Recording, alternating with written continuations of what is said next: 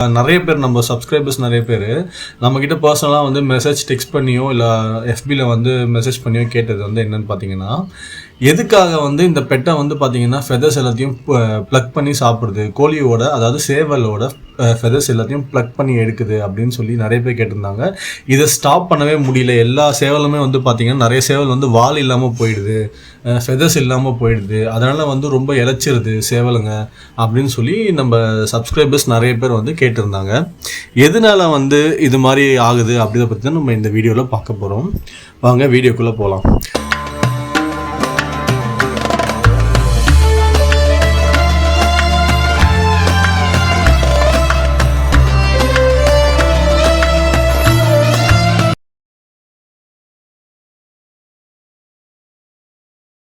First விஷயம், நம்ம வந்து எதனால இந்த கோழிகள் வந்து எப்பயுமே வந்து பெட்டை கோழிகள் வந்து பார்த்திங்கன்னா, பெட்டை கோழிகளோ இல்லை நார்மல் நம்ம வீட்டில் வளர்க்குற கோழிகளோ ஒரு விஷயத்த பண்ணுது அப்படின்னாக்கா, அது வந்து நமக்கு ஒரு விஷயத்த சொல்கிறதுக்காக தான் அது ஒரு விஷயத்த பண்ணுதுன்னு தான் அர்த்தம்.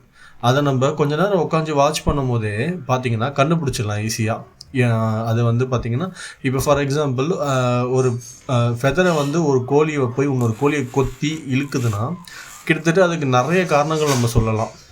சில நேரத்தில் வந்து அந்த பெட்டைக்கோழியோட குணாதிசயமே அதுவாகவே கூட இருக்கும். அதை வந்து நம்ம மாற்றவே முடியாது கடைசி வரைக்கும். சில நேரத்தில் சில சத்து குறைபாடுகள் கூட அந்த மாதிரி பண்ணலாம். அது சத்து குறைபாடாக இருக்கலாம், எதுவாக வேணா இருக்கலாம். ஸோ முதல்ல எதனால பண்ணுது அப்படின்னு சொல்லி நம்ம ரீசன்ஸை முதல்ல நம்ம தெரிஞ்சுக்கலாம். ஃபஸ்ட்டு வந்து பார்த்திங்கன்னா, நியூட்ரிஷன் வந்து டெஃபிஷியன்சியாக இருக்கும். அதாவது வந்து அதுக்கு தேவையான ப்ரோட்டீன்ற சத்து வந்து அதுக்கு கிடைக்காமல் இருக்கும்.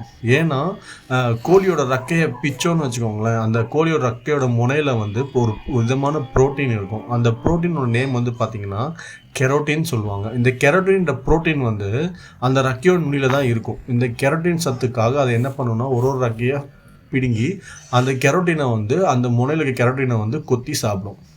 ஸோ இது மாதிரி சாப்பிடும்போது அதுக்கு தேவையான விட்டமின்ஸோ இல்லைனா கால்சியமோ அதுக்கு கிடைக்கிறதுக்கான வாய்ப்பு இருக்குது. ஸோ அதை வந்து கண்டினியூவஸாக அதை பண்ணிக்கிட்டே இருக்குது.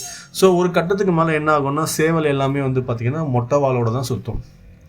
ஸோ இது வந்து இந்த கெரோட்டினுக்காக தான் வந்து இந்த வாலை வந்து பிக்குது. இது வந்து ஒரு ரீசன். இது வந்து நியூட்ரிஷன் டெஃபிஷியன்சி சொல்லுவாங்க. ரெண்டாவது வந்து பார்த்திங்கன்னா உப்பு சத்து, அதாவது சால்ட் வந்து அதுங்களுக்கு தேவையான உப்பு சத்து வந்து கிடைக்காமல் இருக்கும். உப்போ இல்லை கால்சியமோ கிடைக்காமல் இருக்கும். இந்த சோடியம் டெஃபிஷியன்சின்றது வந்து பார்த்திங்கன்னா கோழிகளுக்கு வந்து பார்த்திங்கன்னா ஃபெதர்ஸ் சரியாக வளராது அப்படின்னு நல்லா வளர்ந்துருக்க ஃபெதர்ஸை வந்து கொத்தி போட்டுரும். இந்த மாதிரி நிறைய பிரச்சனைகள் வரும். சரிங்களா? இது வந்து எப்படி சொல்கிறது, இந்த உப்பு சத்தை வந்து பார்த்திங்கன்னா நம்ம ப்ரிப்பேர் பண்ணுற ஃபுட்டுலேயே வந்து பார்த்திங்கன்னா உப்பை நம்ம வந்து ஆட் பண்ணிக்கணும். இவ்வளோ பர்சன்டேஜ் உப்பு சால்ட்டுன்னு சொல்லி நம்ம ஆட் பண்ணிக்கணும். ஸோ சோடியம் ஆட் பண்ணும் போது என்ன ஆகும்னா, அதுக்கு தேவையான உப்பு சத்தை வந்து ஈஸியாக கிடச்சிரும். சரிங்களா? மூணாவது வந்து பார்த்திங்கன்னா ஸ்ட்ரெஸ்ஸு.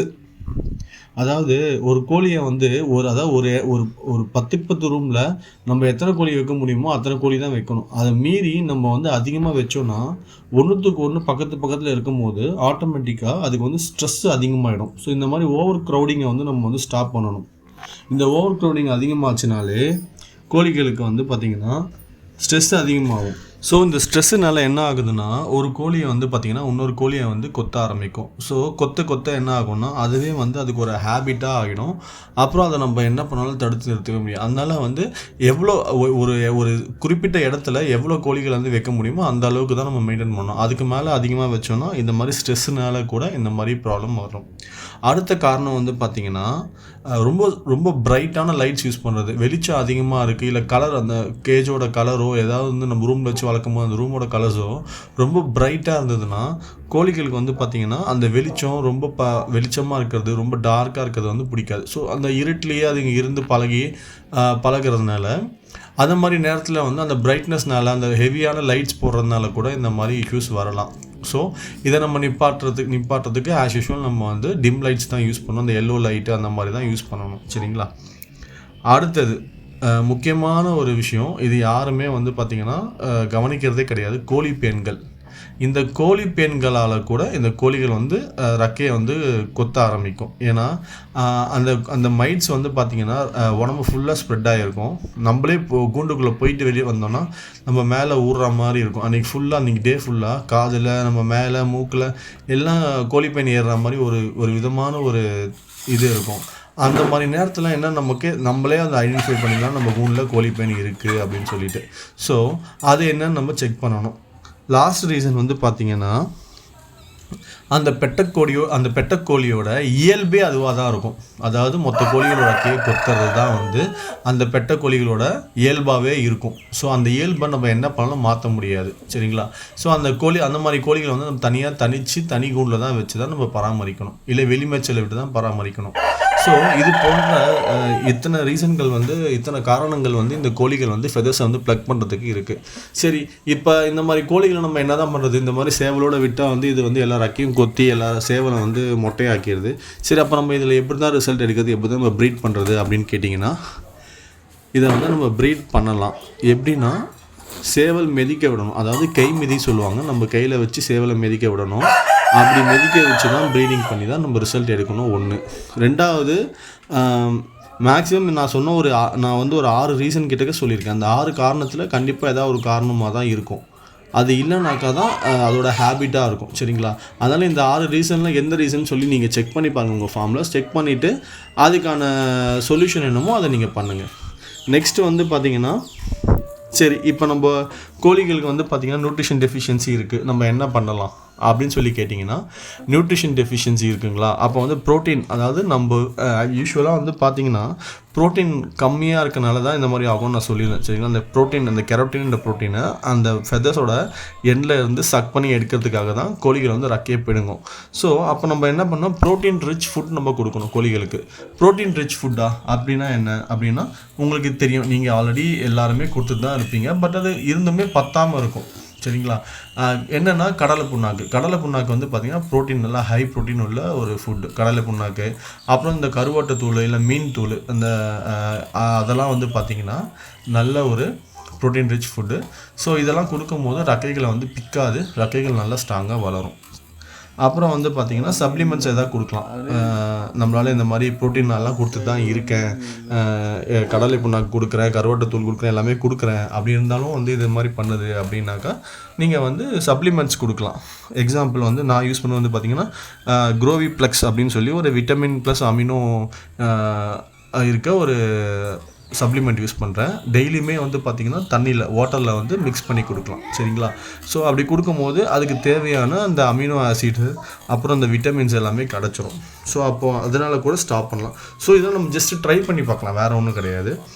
அப்புறம் வந்து பார்த்திங்கன்னா, நான் உப்பு சத்துக்காக சொல்லியிருந்தேன். உப்பு சத்துக்கு வந்து நீங்கள் என்ன பண்ணணுன்னா, எப்பயும் போல் தீவனத்தில் வந்து பார்த்திங்கன்னா சால்ட் ஆட் பண்ணிக்கணும். ஸோ சால்ட் ஆட் பண்ணிங்கன்னா அது உங்களுக்கு வந்து பார்த்திங்கன்னா அந்த அந்த சோடியம் குறைபாடை வந்து சரி பண்ணுறதுக்கு ஈஸியாக இருக்கும். அப்போ வந்து பார்த்திங்கன்னா ஸ்ட்ரெஸ்ஸு சொல்லியிருந்தேன். ஸ்ட்ரெஸ் வந்து பார்த்திங்கன்னா ரொம்ப க்ரௌடாக போடாதீங்க, கொஞ்சம் பிரித்து போடுங்க. அது மாதிரி பிரித்து போட்டு விடுங்க, கொஞ்சம் ரிலாக்ஸ் ஆகும். ஸோ அதனால் வந்து ப்ராப்ளம் சால்வ் ஆகிறதுக்கான ஆப்ஷன்ஸ் இருக்குது.